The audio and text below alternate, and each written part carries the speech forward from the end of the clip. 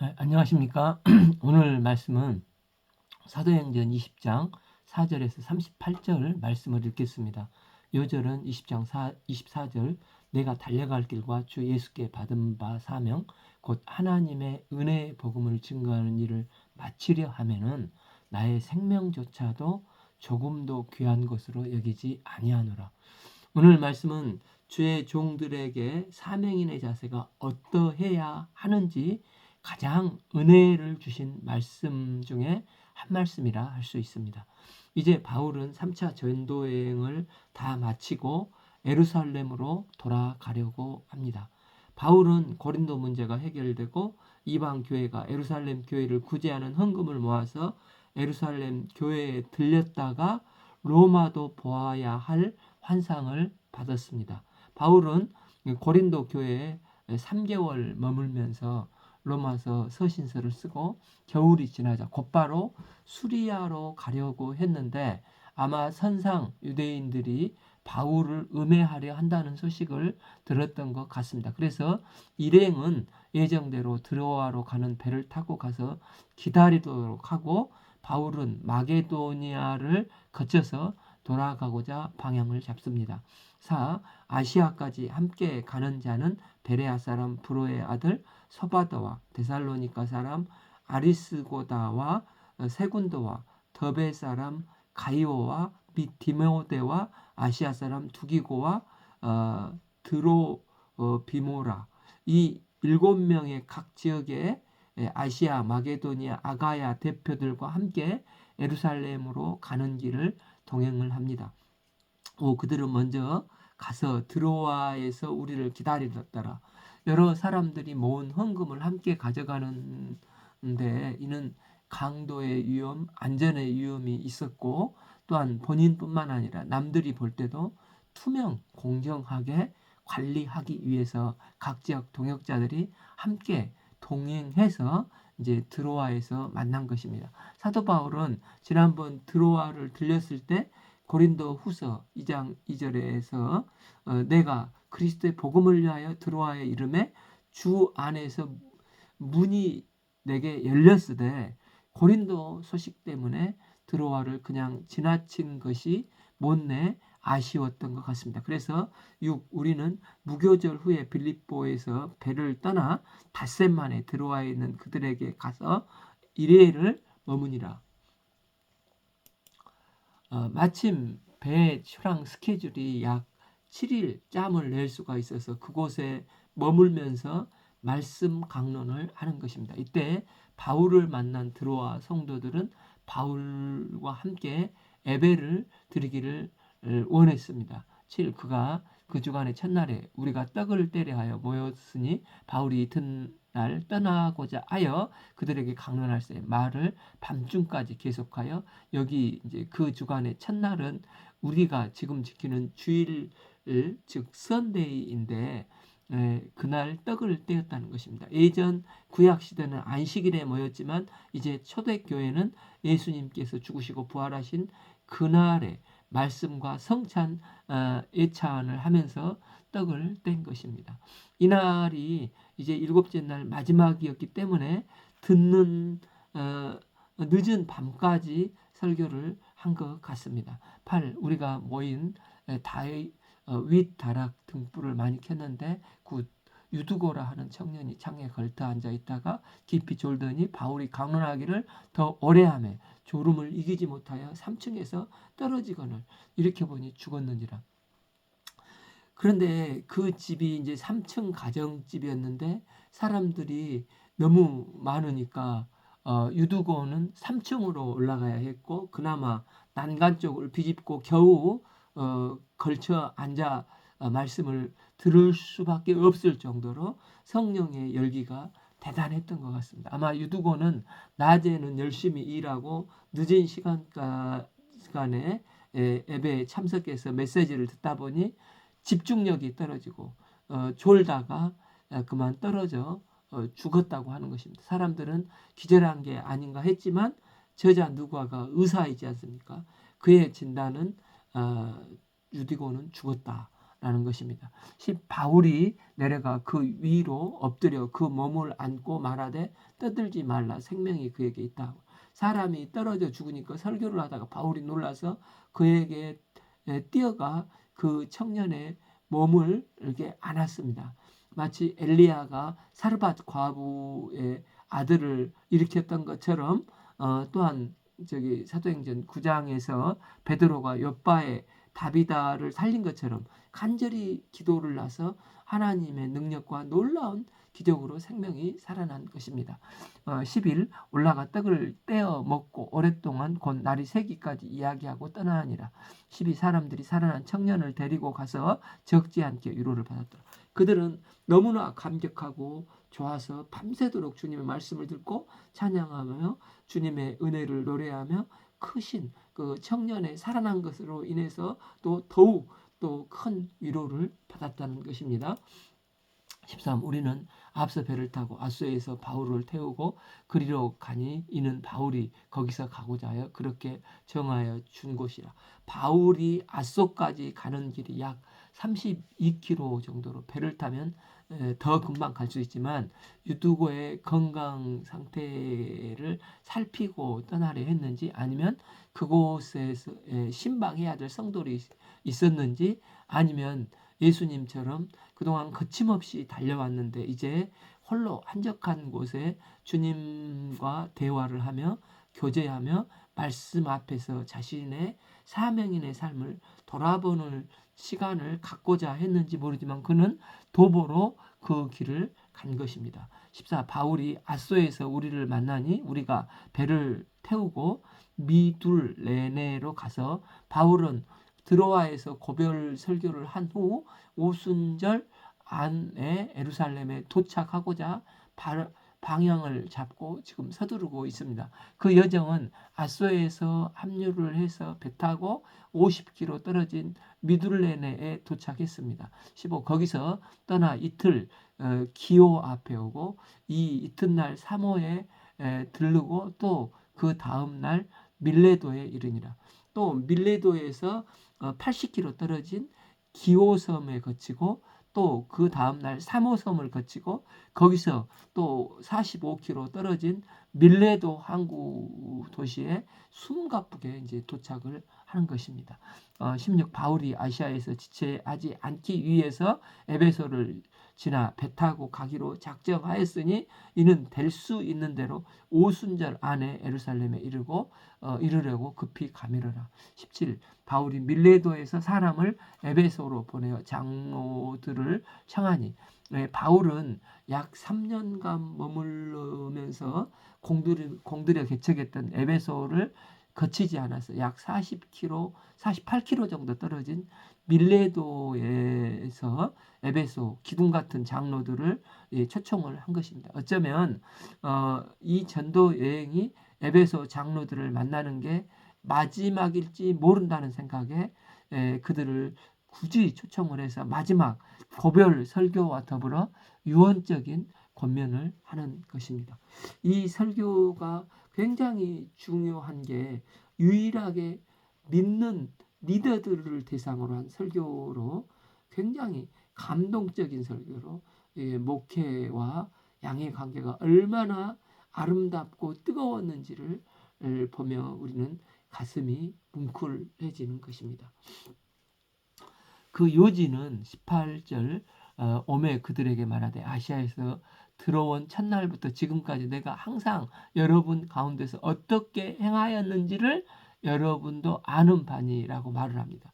바울은 그동안 에베소 교회를 어떤 자세로 섬겼으며 생명을 살리는 데 쓰임받는 사명인의 자세가 어떠해야 하는지를 증언하고 권면을 하는 것입니다. 19. 곧 겸손과 눈물이며 유대인의 관계로 말미암아 당한 시험을 참고 주를 섬기는 것과 바울은 지금까지 주님의 생명 구속 역사에 쓰임받는 자세가 첫째는 겸손이었고 둘째는 눈물이었고 셋째는 오래 참는 인내로 섬겼음을 증언을 하고 있습니다. 바울은 이 세 가지 생명을 살리는데 쓰임받는 사명인의 삶에 있어서 가장 중요한 이것이 영적인 실력이라는 것입니다. 바울은 무엇보다도 모든 겸손으로 섬겼다고 했습니다. 아무리 좋은 일도 겸손하지 않으면 사람들에게 금방 실망을 주고, 또 아무리 좋은 구제를 해도 겸손이 없어 보이면 마음을 얻지 못해서 사람들은 결국 그를 마음으로 떠나지 않습니까? 이런 인간적인 방법으로 주님의 생명과 제자 양육을 결코 섬길 수가 없다는 것입니다. 사도 바울은 겸손을 말할 때 한두 가지만 겸손하라 하지 않고 모든 겸손이라고 했습니다. 그럼 겸손이 무엇입니까? 겸손은 사람 앞에 이렇게 굽실거리거나 낮아지는 것이 아니라, 진정한 겸손은 하나님을 높이고 하나님을 인식하는 것입니다. 즉 하나님을 바라보고 하나님의 뜻만 높이고자 하면 나의 존재는 그 순간 아무것도 아닌 것이 되는 것입니다. 그래서 사도 바울은 자기 스스로를 가리켜서 항상 예수 그리스도의 종이라고 표현을 하지 않습니까? 종이 무슨 말을 할 말이 있겠습니까? 종은 주인이 시키는 대로 하는 것입니다. 그래서 누가복음 17장 10절에서 이와 같이 너희도 명령을 받은 행한 후에 이르기를 우리는 무익한 종이라, 우리가 하여야 할 일을 한 것뿐이라. 이런 의미에서 참된 겸손은 나의 마음의 중심에 하나님께서 머물러 계시고 자기 일은 포기되는 것입니다. 그래서 마가복음 8장에서 예수님은 주님의 제자가 되려면 자기 부인을 하고 자기 십자가를 지고 나를 따르라고 하셨습니다. 그런데 주님 앞에 여전히 어떤 내 생각, 내 주장, 내 방법을 고집하면 결국 갈등만 하다 그는 참된 평안을 누리지 못하고 참된 주의 종이 될 수가 없습니다. 그러나 주님만을 마음의 주인으로 모시면, 주님만을 높이고자 할 때 진정 겸손과 겸손 속에서 평안을 누릴 수가 있게 되는 것입니다.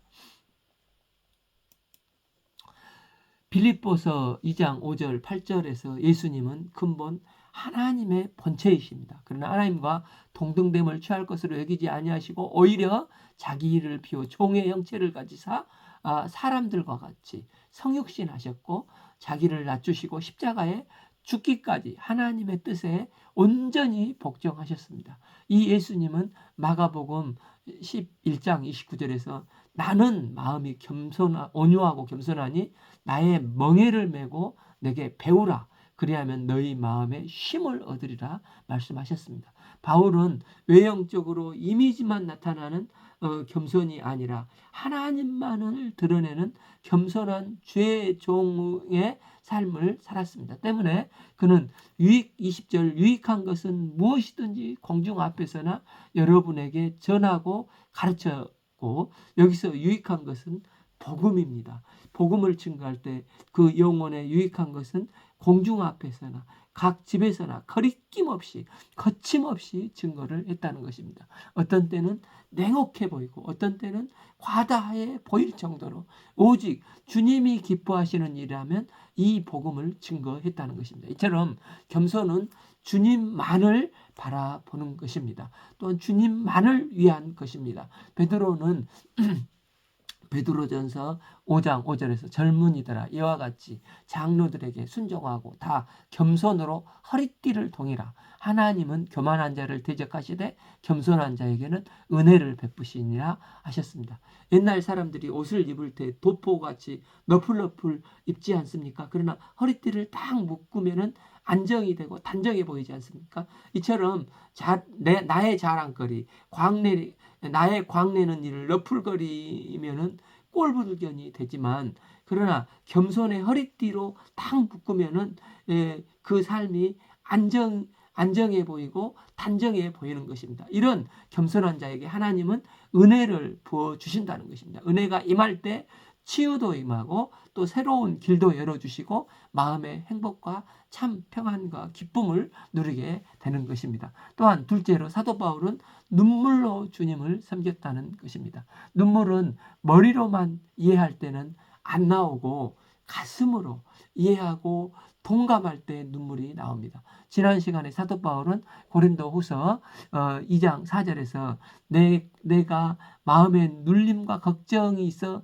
많은 눈물로 편지를 썼다고, 눈물의 편지를 썼다고 말을 하지 않습니까? 이 문제투성인 고린도 교회를 향해서 다시 한번 눈물을 흘리며 눈물로 편지를 썼지 않습니까? 그때 그 완악한 고린도 교회가 회개하고 주께 돌아오는 놀라운 소식을 디도를 통해서 들었지 않습니까? 또한 그 빌립보서 3장 18절에서도 바울은 배교자들을 위해서 눈물을 흘렸습니다. 내가 여러 번 너희에게 말하거니와 이제도 눈물을 흘리며 말하노니 여러 사람들이 그리스도의 십자가의 원수로 행하였느니라. 믿음을 떠나고 배교한 사람들이 얼마나 그 교회에 많은 상처를 주고 떠났을 터인데 이 얼마나 무례한 사람들이었겠습니까? 그런데도 바울은 그들을 향해서 불쌍히 여기며 눈물을 흘렸다는 것입니다. 고로 눈물이 능력입니다. 그 미국 그 시카고에 컨 클라크라는 목사라는 분이 있는데 이는 깡패들을 돕는 목사였다고 합니다. 그의 별명이 울보 목사라고 합니다. 그가 설교를 하면 맨날 우니까 그 거친 깡패들이 이 눈물을 보고 감동을 받아서 이렇게 변화되어 주님께 돌아왔다는 것입니다.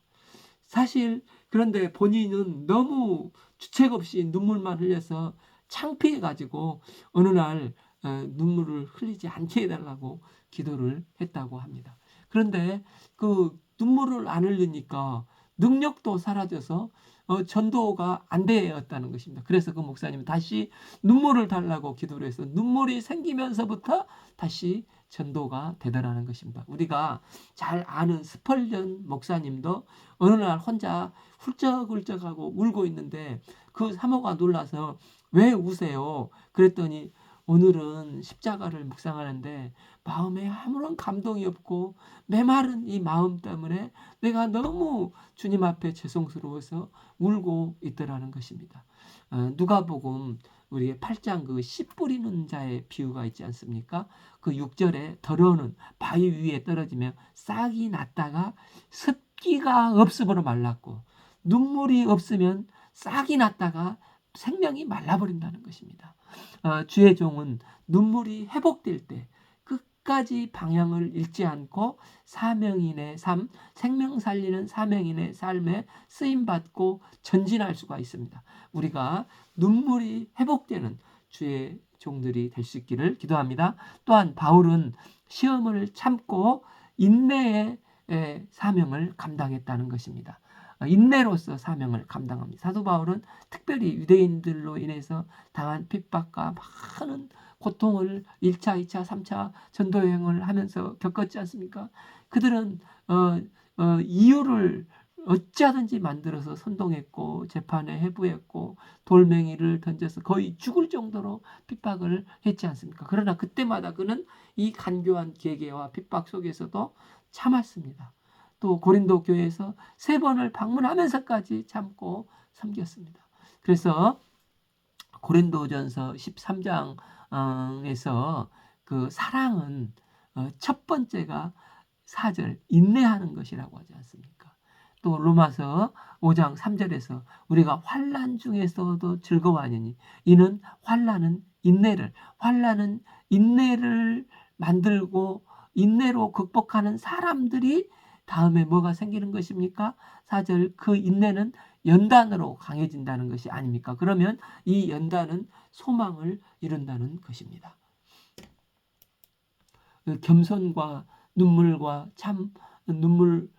참고 생명 역사를 섬겼던 사도 바울은 이제 이 회개의 믿음을 증거했던 일들을 다시 회상을 합니다. 20일 유대인과 헬라인들에게 하나님께 대한 회개와 우리 주 예수 그리스도에 대한 믿음을 증언한 것이라.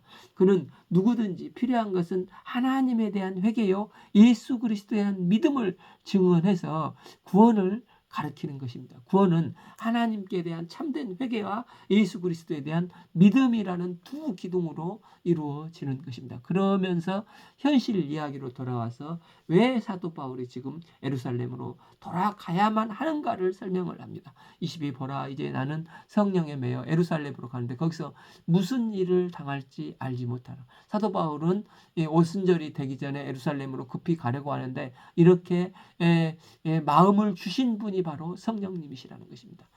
사도 바울은 자기 계획대로 가는 게 아니라 성령에 매여 성령의 인도함대로 이끌리는 대로 순종해서 지금 예루살렘을 간다는 것입니다. 그런데 22 하반부 거기서 무슨 일을 당할지 알지 못하노라.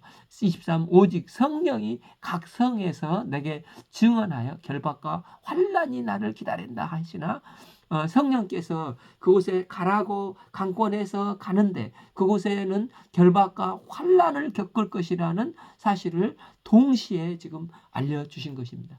정말 뻔히 결박과 환난을 당할 것을 알면서도 어쩌면 죽을 수도 있는데 이런데도 간다는 것은 결코 쉽지 않습니까? 그런데 이런 갈등 속에서 사도 바울의 고백이 어떠합니까? 24 내가 달려갈 길과 주 예수께 받은 사명 곧 하나님의 은혜의 복음을 증언한 일을 마치려 하면은 나의 생명조차도 조금 더 귀한 것으로 여기지 아니하노라. 사도 바울은 환난과 결박이 기다린다는 것을 다 아는데 어쩌면 죽을 수도 있는데 그러나 지금 바울은 예루살렘 교회와 이방 교회를 하나로 만들 헌금을 예루살렘 교회에 드려야 한다.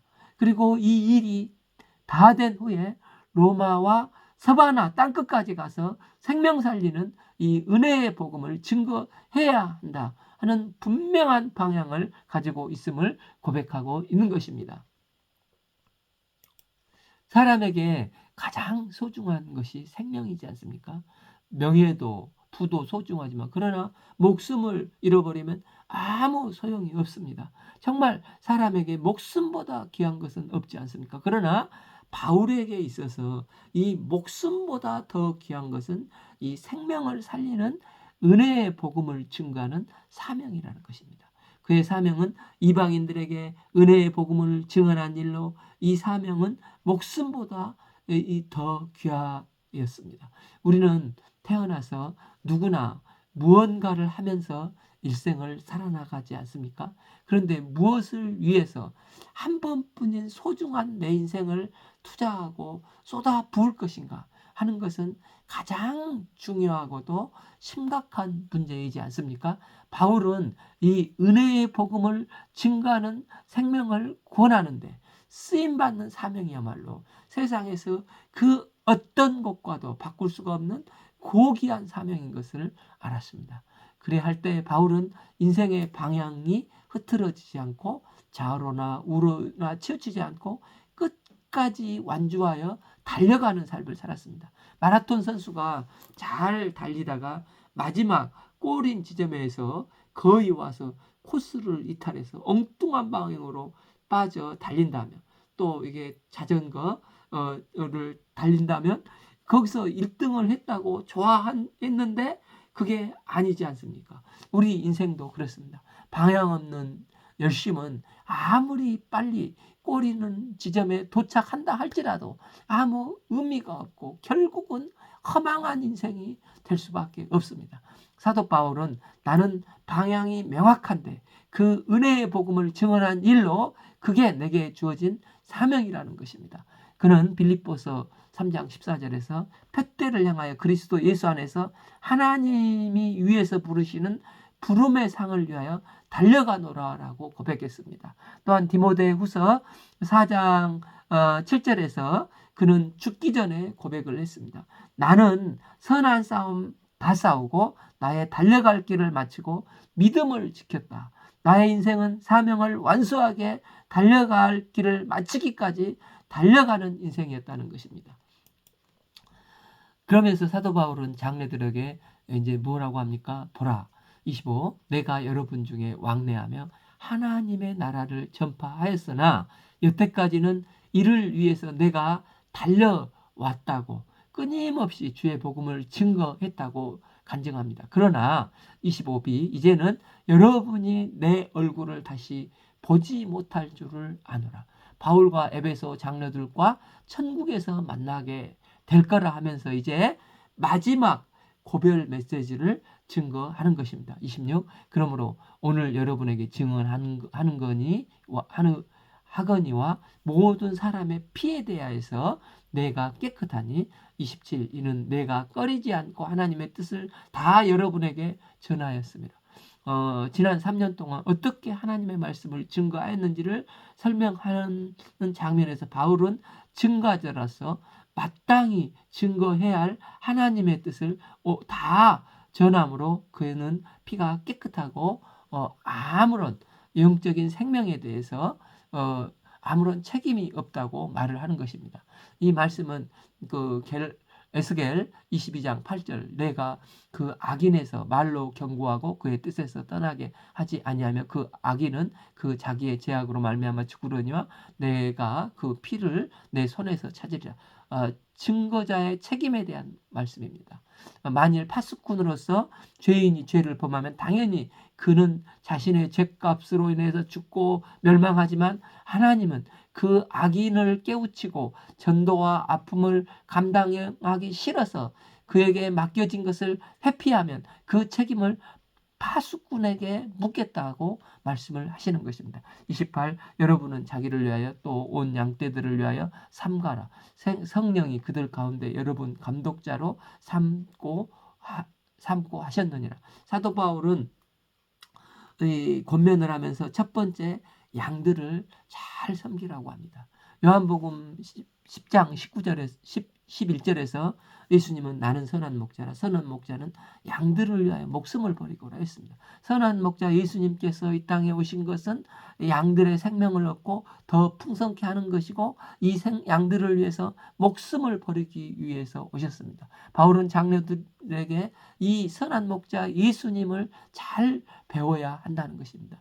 이 양들을 잘 돕는 목자가 되기 위해서는 먼저 목자들이 자기를 위하여 그러니까 자기를 잘 성찰해야 된다는 것입니다. 결국 그래서 양떼들의 문제는 성도들의 양떼들의 문제이지만 한편으로는 또한 영적 지도자들의 문제라는 것입니다. 때문에 장로들이 양떼들을 잘 돌보기 위해서는 먼저 자신이 말씀 앞에 훈련되어지는 주의 종의 자질과 영적 자세가 우선적이어야 한다는 것입니다. 또한 둘째로 양들을 잘 돌보고 감독하라고 하는 질서를 세워주셨다는 것입니다. 따라서 교회는 세우신 영적 지도자에게 세운 질서를 존중해주고 권위를 살려줘야 한다는 것입니다. 29. 내가 떠난 후에 사나운 이리가 여러분에게 들어와서 그 양떼를 아끼지 아니하며 30. 또한 여러분 중에서 제자들을 끌어 자기를 따르게 하려고 어그러진 말을 하는 사람들이 일어날 줄을 내가 아노라. 교회는 하나님이 자기 피로 사신 공동체이기 때문에 사람들끼리 뜻에 맞는 사람들이 세운 이런 동아리가 결코 아니라는 것입니다. 교회는 예수님을 주요 그리스도로 고백한 사람들의 믿음의 공동체입니다. 이 공동체에 바울은 그가 떠났을 때 살아온 이리가 들어와서 혼란스럽게 해서 양떼들을 돌보지 못하게 할 것이라는 것입니다. 또한 믿음의 공동체 안에 신천지같이 이상한 사람이 들어와서 어그러진 말을 하는 자들이 이 교회를 성도들을 분열시키고 상처내고 찢기게 하여 분열시키는 일이 일어날 것이라는 것입니다. 이런 흉악한 일들을 어떻게 막을 수 있다는 것입니까? 31. 그러므로 여러분이 일깨어 내가 3년이나 밤낮 쉬지 않고 눈물로 각 사람을 훈계했던 것을 기억하라. 사도 바울은 눈물로 양떼들을 섬기고 가르쳤지 않습니까? 사도 바울은 교회 공동체의 리더들이 자신이 지난 3년 동안 그러했던 것처럼 눈물로 양떼들을 가르쳐야 한다는 것입니다. 또한 32절 지금 내가 여러분을 주와 및 그 은혜의 말씀에 부탁하노니 그 말씀에 여러분을 능히 든든히 세우사 거룩하게 하심을 입은 모든 자들 가운데 기업이 있게 하시리라.